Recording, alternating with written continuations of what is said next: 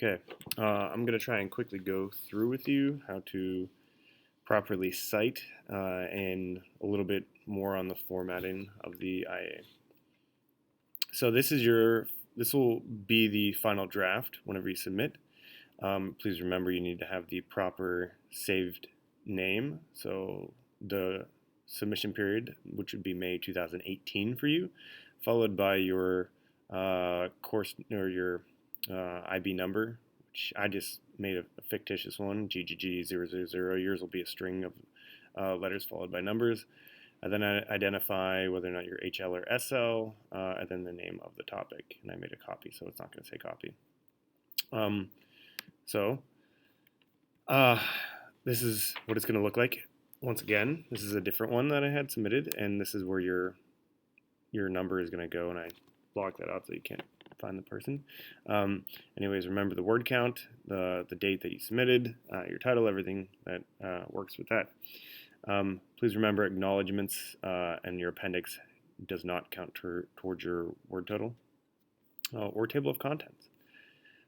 So what am I doing? Why am I showing you this video? I want to make sure you guys understand properly in-text citations because I don't want to have to go through these and then catch anybody for plagiarism. This student, so initially what we see here is a parenthetical in-text citation, which is good. Notice the parentheses around the citation, so I should be able to go to the works cited page and find this, which most likely is the title of the article. And also notice the parentheses, the parenthetical in-text citation right here comes before the period. That signifies to me, the reader, that this whole entire citation goes together right here. If the period came before this, it would tell me that automatically the next line it goes with that, and that's just incorrect to do anyways.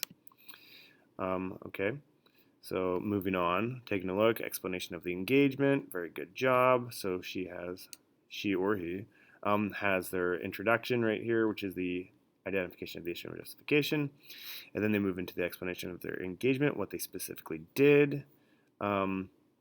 And then they get into their analysis. And then in the analysis, that's where you are most likely going to have all of your citations. I'm not going to say it's not the only place, but most likely you're only talking about what you did here. Okay. Let's find an example of a good citation right here. So this student did further research, and what we have here, this is called a paraphrased section of text. So this right here is something where the student did research, learned about it, and then not copied but rewrote it in their own words to base around their argument. If the student didn't provide the parenthetical citation, which is the author's name inside parentheses followed by a period, if they didn't do this, this would be plagiarism because this is information the student could not have known on their own. They got it from somewhere else. Even if you put it into your own words, which is paraphrasing, you need to cite it, you need to document your sources. For instance, the AWF was criticized upon international community for delivering copies of apology letters to the victims on behalf of the diplomats. How in the world could the student have known that? They got it from the source. Even though they put it in their own words, which is paraphrased, a paraphrased citation, you need to document it with this parenthetical citation at the end. Always, always, always. Okay? The student did it here again. They did research, found out more information, put it in their own words, but still credited the source that they got it from. That's a requirement, as always. Moving on, they did it again. Another one signed the petition. They have direct numbers, right? There's no way they could have known that 1,667,846 online signatures came on a site. Like they got it from this website, so cite it, even if it's numbers, dates, things like that. And then they got information from a document called Objectives and Activities from an organization, which they provided their objectives and activities right here, and they said as the following. So it says the following is going to come from this site. Typically, this will come at the end of the information, but in this sense, it was all right since she said as the following. Moving on. They did an interview, and they used information from their interview, and the student put an interview in their appendix, just an excerpt from their interview, and they refer back to it, which is perfectly fine. I'm trying to find you a good example. More paraphrasing right here, which is good. News media, this is what they said, this is what happened. This isn't a direct quote. This isn't directly from the source as like copy pasted, but this is in my own words, having learned it, which is good. Parenthetical citation. Moving on, here we go. This is a direct quote, example of a direct quote. So this is actual text that was copy pasted from the source itself. And the student documents the source right here.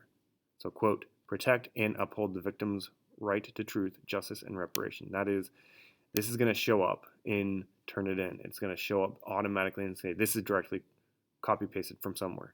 If you don't have this parenthetical in-text citation, it's incorrect, it's plagiarism. Student did not need the period here. The period can come at the end. But these are instances whenever you need to use proper in-text citations.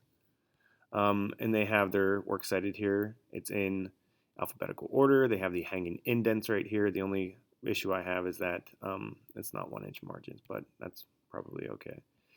But like I said, if I was to refer back to Japan, South Korea, if I go to Japan and South Korea, right here, it's actually right here, sorry. This is the source, and I've found it. If I want, I can access this website, and it'll take me to his or her actual research that they did. That is important. And you're going to ask, should I include websites? I would recommend it, especially since this is being submitted to the IAEA. I would recommend that you keep the web address. Here's their appendix, and this student's appendix is only 1 page, and it is just notes taken from their interview, and it's just transcribed. Is an appendix necessary? Not entirely, but the student thought it was necessary to include a lot of these important responses, since they do refer to it back in their actual analysis. Okay, so this is the final result of the IAEA. If you have any questions about citations or anything like that, please feel free to contact me.